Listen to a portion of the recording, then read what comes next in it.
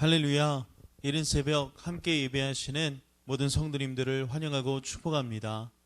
우리가 마음을 깨우고 또 몸을 깨워 함께 예배할 때 주님께서 오늘 하루를 은혜와 또 성령의 충만함으로 인도하실 줄 믿습니다. 먼저 함께 기도하시면서 예배로 나아가겠습니다. 사랑이 많으신 하나님 감사합니다. 우리가 마음을 깨우고 몸을 깨워 주님을 예배할 때에 이 시간 주님께 기도함으로 하루를 시작할 때에 주님의 성령으로 채워주시고 주님의 임재로 시작하는 거룩한 하루가 될 수 있도록 붙잡아 주시옵소서. 말씀을 통하여 우리 성도님들 한 분 한 분 그 마음 가운데 주님이 주시는 위로와 능력으로 채워줄 줄 믿습니다. 주여 역사하여 주시고 응답하여 주시옵소서.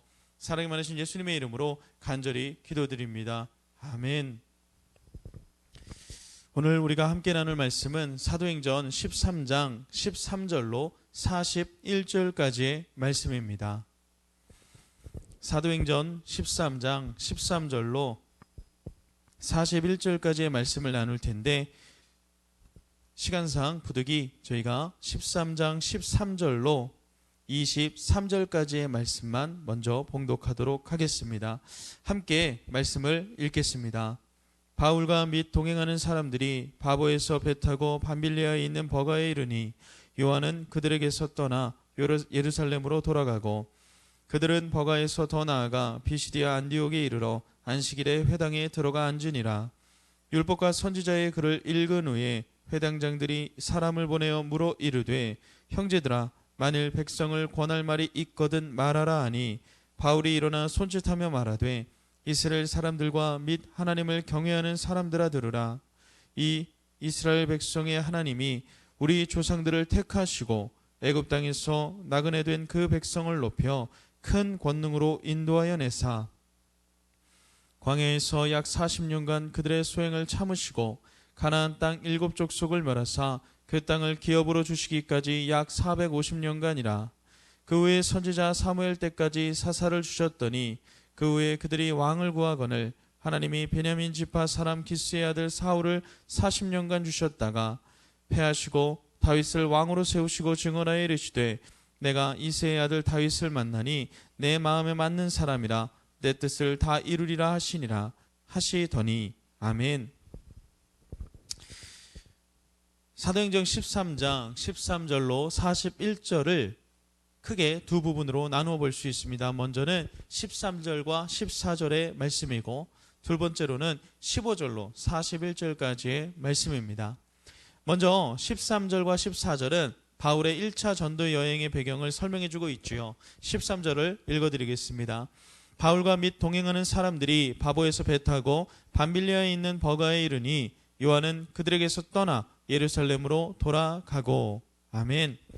한 구절이지만 그 배경을 살펴보면 구르보 섬에 위치한 바보에서 배를 타고 소아시아를 통과해서 갈라디아 지방으로 가는 약 2240km의 여정입니다. 그리고 이 여정은 2년여간 펼쳐진 전도 여행이었습니다. 여기서 두 가지 질문을 하게 되어지죠. 첫 번째로 왜 버가에 이르러 요한, 여기서 말하는 요한은 마가 요한이죠. 요한은 바울과 동행하는 사람들을 떠나 예루살렘으로 돌아갔는가라는 것입니다. 두 번째 질문은 왜 본문은 버가에서 다른 지역에서처럼 전도하지 않고 바로 비시디아 안디옥으로 넘어간 것을 기록하고 있는가라는 것이죠.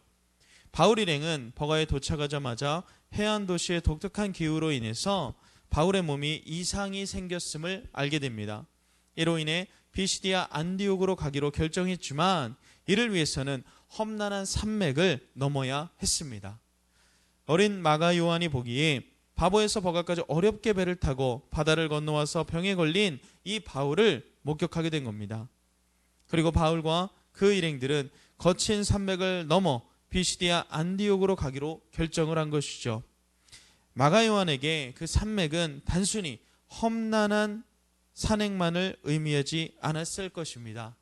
전도자의 삶에 닥쳐온 고난이라는 험준한 산맥이었던 것이죠. 결국 마가 요한은 더 이상 바울과 함께하기를 거부하고 예루살렘으로 돌아가는 것입니다. 이 사건으로 인해서 바울에게서 마가 요한은 더 이상 함께 동역할 수 없는 이로 낙인 찍히게 되었지요. 그 결과 2차 전도 여행에서 바울은 마가 요한과 동행하고자 했던 바나바와 심히 다투고 갈라지게 되는 것입니다. 바울과 일행들은 병에 걸린 몸을 이끌고 산맥을 넘게 됩니다. 그들이 넘어야 하는 산맥은 마가 요한을 도망가게 한 엄청난 두려움과 고난을 뜻하기도 했습니다. 산맥을 넘으며 병에 걸린 몸을 이끌어야 했고 목숨을 건 험난한 일정일 수밖에 없었습니다. 그 두려움과 고난의 산맥을 바울과 그의 일행들이 넘게 되었다는 것입니다. 흥미로운 사실을 발견할 수 있습니다. 13장 9절 이후로는 바나바와 바울에서 바울과 바나바로 순서가 바뀌어 기록되어집니다. 특별히 두려움과 고난의 산맥을 넘는 이 장면에서는 바울과 동행하는 사람들로 언급되어지는 것이죠. 즉 목숨을 걸고 산맥을 넘으면서 바울은 열방을 향한 전도자로 우뚝 서게 되고 그의 강인함과 확고함을 통해 하나님만을 온전히 신뢰하며 복음을 위해 목숨을 건 전도자로 세워지게 되는 것입니다. 이어서 우리가 살펴볼 수 있는 것이 바로 15절로 41절에 기록된 말씀입니다. 바울은 비시디아 안디옥에 이르러 안식일에 회당에 들어가 말씀을 전하게 됩니다. 16절에서 흥미로운 사실을 하나 발견하게 되지요. 바울이 일어나 손짓하며 말하되 이스라엘 사람들과 하나님을 경외하는 사람들아 들으라. 여기서 이스라엘 사람들은 유대인을 가리킵니다. 하나님을 경외하는 사람들은 이방인들이 유대교로 개종하여 회당에서 함께 하나님을 예배하던 자들입니다. 즉 당시에도 이방인들이 유대교에서 요구하는 몇 가지 사항들, 할례, 음식법 등을 지키기로 하는 과정을 거치면 유대교 교인이 될 수 있었다는 것을 알 수 있습니다. 사도 바울은 두 부류로 그룹을 나누어 부르고 유대교인들이 이해하고 받아들일 수 있는 말씀을 그들의 상황에 맞춰 전하고 있습니다. 여기서 꼭 전해야 하는 말씀, 이 말씀은 무엇일까? 그것을 살펴보는 것이 바로 오늘 우리에게 이 본문을 통해 공급하시는 주님의 은혜이겠지요. 이 말씀을 우리가 네 가지로 구분하여서 살펴볼 수 있습니다. 첫 번째로는 23절입니다. 하나님이 약속하신 대로 이 사람의 후손에서 이스라엘을 위하여 구주로 세우셨으니 곧 예수라. 예수님이 바로 다윗의 후손으로 오실 것이라 하셨던 그분이라는 것입니다. 둘째로 27절입니다. 예루살렘에 사는 자들과 그들 관리들이 예수와 및 안식일마다 외우는 바 선지자들이 말을 알지 못하므로 예수를 정죄하여 선지자들의 말을 응하게 하였도다. 아멘. 즉 유대인들이 밤낮으로 하나님의 말씀을 외우고 잘 알고 있다 자부했지만 그분이 오셨다는 사실을 깨닫지 못하고 도리어 정죄했다는 것입니다. 세 번째로는 30절입니다. 하나님이 죽은 자 가운데서 그를 살리신지라. 아멘. 비록 유대인들이 메시아이신 예수님이 이 땅에 오셨음에도 깨닫지 못하여 십자가에 못 박아 죽였지만 약속대로 하나님께서 죽은 그를 부활시키셨다는 사실입니다. 그리고 마지막으로 네 번째는 41절입니다. 일러스되 보라 멸시하는 사람들아 너희는 놀라고 멸망하라. 내가 너희 때를 당하여 한 일을 행할 것이니 사람이 너희에게 일러줄지라도 도무지 믿지 못할 일이라 하였느니라 하니라. 아멘. 약속대로 그분이 이 땅에 오신 사실을 믿는 자는 38절에 기록된 표현을 살펴보면 죄사함을 받고 39절에 기록된 표현대로 이 사람을 힘입어 믿는 자마다 의롭다 하심을 얻는다는 이 복음을 끝까지 믿지 않고 멸시하면 반드시 멸망할 것이다 라고 전하는 것입니다. 바로 여기에 복음의 정수가 있는 것이죠. 복음은 문자 그대로 좋은 소식입니다. 그리고 이 좋은 소식은 일어난 사건을 보고 듣고 증거하는 과정을 거칩니다. 이 복음은 예수님의 오심, 사심, 그리고 죽으심, 부활하시고 다시 오실 것이라는 약속을 주셨던 이 모든 이야기를 포함한 소식입니다. 이 소식의 증인으로 부르심을 받은 자들이 바로 그리스도인인 것입니다. 오늘 본문을 통해 우리는 두 가지를 생각해 볼 수 있습니다. 첫 번째로는 두려움과 고난의 산맥을 통과해야 시대를 움직이는 영적인 리더로, 주님의 복음을 맡은 증거자로 세워질 수 있다는 사실이지요. 사도 바울은 버가에서 병을 얻고 목숨을 건 전도 여행을 했어야 했습니다. 자신이 의지했던 마가 요한은 떠났습니다. 이로 인해 마음의 분노와 원망이 일어났을 것입니다. 그러나 그 거대한 산맥을 넘고 나서야 비로소 바울은 바나바와 동행하는 바울이 아닌 이방인의 사도로서 우뚝 서게 되는 것입니다. 인생 가운데 두려움과 고난의 산맥이 눈앞에 펼쳐져 계십니까? 마가 요한처럼 피하고 싶은 마음이 들 수도 있고 우리가 피할 수도 있습니다. 그러나 주어진 상황을 피하기만 한다면, 외면한다면 우리는 절대 복음의 증거자로 든든히 세워질 수 없는 것입니다. 주님께서는 우리는 증거자로, 리더로 부르신 것입니다.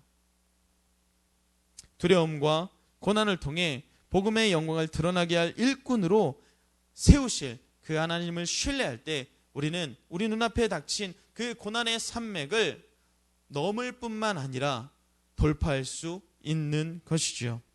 그리고 주님을 신뢰함으로, 믿음의 담대함으로 복음을 들고 전진하는 인생은 사명을 따라 살아가는 사명자로, 그리고 이 시대를 복음의 능력으로 채워갈 증거자로, 그런 영적 리더로 새로 살아갈 수 있는 것입니다. 우리 모두가 주님이 맡기신 이 복음을 가지고 그 복음의 능력을 누릴 뿐만 아니라 우리의 삶 가운데 증거할 수 있는 그런 믿음의 동역자로 서로를 세워가고 세워줄 수 있기를 간절히 소원합니다. 두 번째로, 복음은 오늘날을 살아가는 우리에게 여전히 그리고 앞으로도 좋은 소식이라는 사실입니다. 구약 성경이 말하고 있는 그분이 바로 예수님이라는 사실, 그리고 그분이 오셨음에도 말씀을 밤낮으로 외우고 연구하는 이들은 알지 못하고 도리어 정죄했다는 사실, 마지막으로 죽음을 깨고 부활하셔서 죄와 사망의 권세를 깨뜨리고 승리하셨다는 이 사실을 믿고 부끄러워하지 않는 것이 바로 복음을 받은 우리 그리스도인들, 우리 성도님들, 그리고 저와 여러분 모두의 간증이 되어야 되고 사명이 되어야 한다는 사실입니다. 여기서 주목해야 될 것은 예수님을 정죄한 유대인들이 바로 예수님을 하나님의 말씀으로 정죄한 장본인이었음을 잊어서는 안 되는 것입니다. 왜 유대인들이 예수님을 하나님의 말씀으로 정죄했습니까? 예수님을 부끄러워했기 때문입니다. 그의 출신을, 그의 모습을, 그의 행동을, 즉 예수님의 정체성 자체가 유대인들에게 탐탁치 않았던 것입니다. 오늘날 우리는 어떻습니까? 과학의 잣대로 모든 것을 이해하려는 시도가 넘쳐나는 이 시대 가운데, 정보의 홍수 가운데, 기술의 발전 가운데 인간의 이해로 단언컨대 모두 설명할 수 없는 이 성경의 신비를, 하나님의 말씀을 부끄러워하지 않고 있습니까? 성경의 수많은 이야기가 나에게 예화가 아닌 실제로 진리로 믿겨지는 은혜를 우리가 선포하고 누릴 수 있습니까? 사도 바울은 이에 대해서 단호하게 말합니다. 로마서 1장 16절입니다. 내가 복음을 부끄러워하지 아니하노니 이 복음은 모든 믿는 자에게 구원을 주시는 하나님의 능력이 됨이라. 아멘. 마가 요한은 복음의 능력을 알고 경험하지 못하여서 환경이 거칠어 두려움과 고통으로 휩싸여 그 험준한 산맥을 피할 수밖에 없었습니다. 그러나 사도 바울은 지금 나의 걷는 이 걸음이, 나를 만나주신 그 주님의 부르심이 가장 선하고 아름답고 그 무엇과도 비교할 수 없는 진리였음을 알았기에 그 길을, 주님의 부르심을 순종함으로 나아갔다라는 사실입니다. 눈에 보이는 상황이 아닌, 눈에 보이지 않으나 이미 모든 것을 역사 속에서 예비하고 계신 하나님을 신뢰해야 합니다. 비록 오늘 나에게 펼쳐진 환경이 도망가고 싶다 할지라도 말씀 가운데, 주님의 도우심 가운데, 성령의 만지심 가운데 우리는 주님을 기뻐하고 진리를 수호하며 한 걸음 한 걸음 복음의 증거자로 전진해야 한다는 사실입니다. 사랑하는 성도 여러분, 우리의 삶이 복음으로 충만케 되길 소원합니다. 예수를 말하는 것이 우리의 일상이 되어지고, 예수를 증거하는 것이 우리의 기쁨이 되어지고, 예수를 믿는 이들과 더불어 나누는 이 교제의 기쁨이 우리의 삶 가운데 축복이 되어지길 원합니다. 그리고 나아가 세상을 향해, 저 거친 산맥을 향해 주님의 복음을 들고 나가는 것을 두려워하지 않고 도리어 기뻐하며 전진하는 복음의 증거자가 될 수 있기를 간절히 소원합니다. 우리 시간 함께 기도하겠습니다. 주님, 우리의 삶을 주님의 말씀으로 또 주님의 능력으로 채워 주시옵소서. 우리 삶 가운데 다가오는 그 험준한 산맥과도 같은 영적 고난의 현장 가운데 두려움이 아닌 담대함으로, 낙심이 아닌 주님이 주신 믿음으로 전진하며 복음을 증거하는 자의 삶으로 나아갈 수 있도록 붙잡아 주시옵소서. 또한 우리의 일상 가운데 이 복음을 기뻐하고 진리를 수호하는 이 간증들이 우리 교회 모든 성도님들과 더불어 공유되며 나누어질 수 있도록 붙잡아 주시옵소서. 우리 이런 마음을 함께 기도하겠습니다. 주님 감사합니다. 우리의 삶과 우리의 생명과 우리의 모든 것을 주님께 맡겨드립니다. 주님께서 우리를 붙들어 주셨듯이, 주님께서 우리의 삶을 이끌어 주셨듯이 더는 나의 된 것을 의지하는 것이 아니라 온전히 주님의 부르심 가운데 순종하며 나아갈 수 있도록 주여 붙들어 주시옵소서. 살아가는 그 인생의 길목 가운데 수많은 고난과 또 수많은 영적 산맥을 마주하게 됩니다. 그 험준함에, 그 거친 환경에, 그 어려움에 두려워하고 떨고 무너질 때가 있지만 다시금 일으키시는 그 주님의 위로와 능력을 신뢰할 수 있도록 붙잡아 주시옵소서. 주님이 세우신 복음의 증거자로 든든히 세워 주시옵소서. 이 복음을 나누는 것을 기뻐할 수 있도록 믿음과 은혜를 더하여 주시옵소서. 주님을 신뢰합니다.